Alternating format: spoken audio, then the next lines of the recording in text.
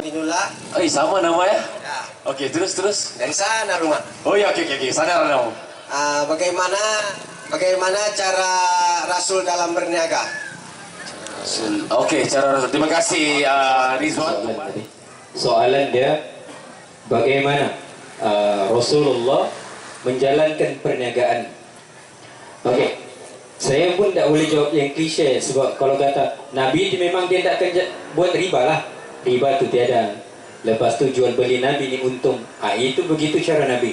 Mau cara yang spesifik? Oke, saya beritahu sensei.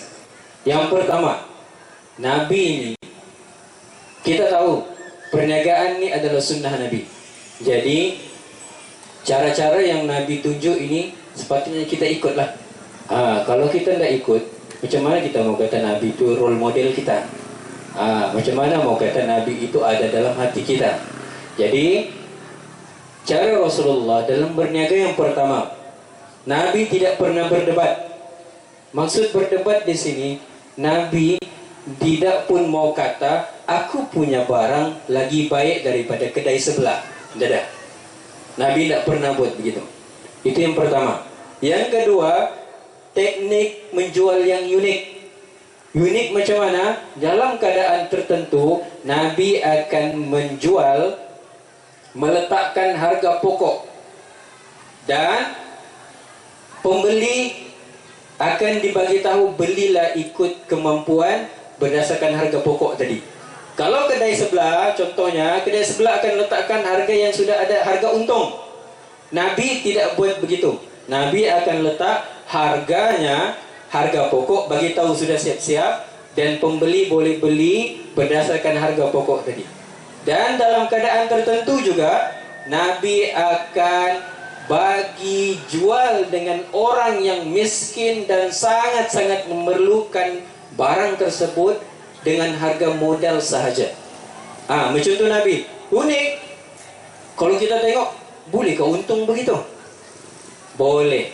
Sebab apa? Nabi tidak pernah rugi dalam berniaga, malah untung besar.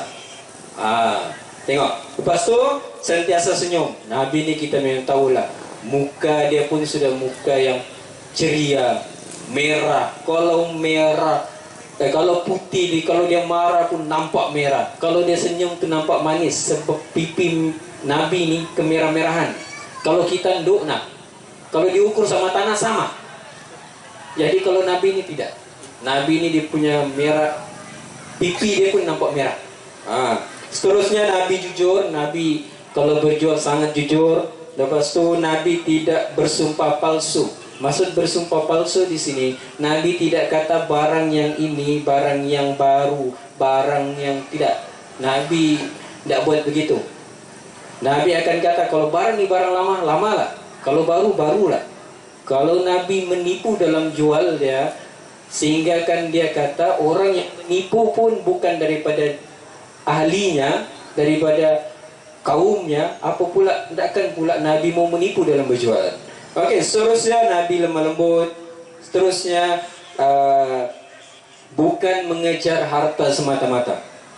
Itulah kalau Nabi ini tetaplah Nabi tetap mengeluarkan zakat Nabi sendiri dalam berniaga.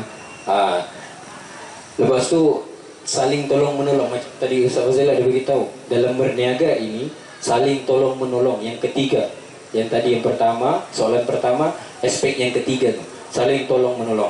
Seterusnya fasih dalam bertutur, dan yang terakhir keuntungan maksimum adalah mungkin. Apa maksudnya mungkin di situ?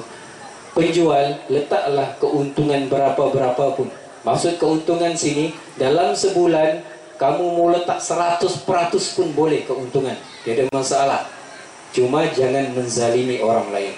Sebab bila kita zalim pada diri kita, zalim pada orang lain, akhirnya nanti kita tidak meletakkan sesuatu pada tempatnya, Allah akan balas semula. Itu saja daripada. Harap soalan itu terjawab ya Saudara Rizwan. Terjawab soalan tadi? Oke, itu saja. Kembali pada Tuan Moderator kita.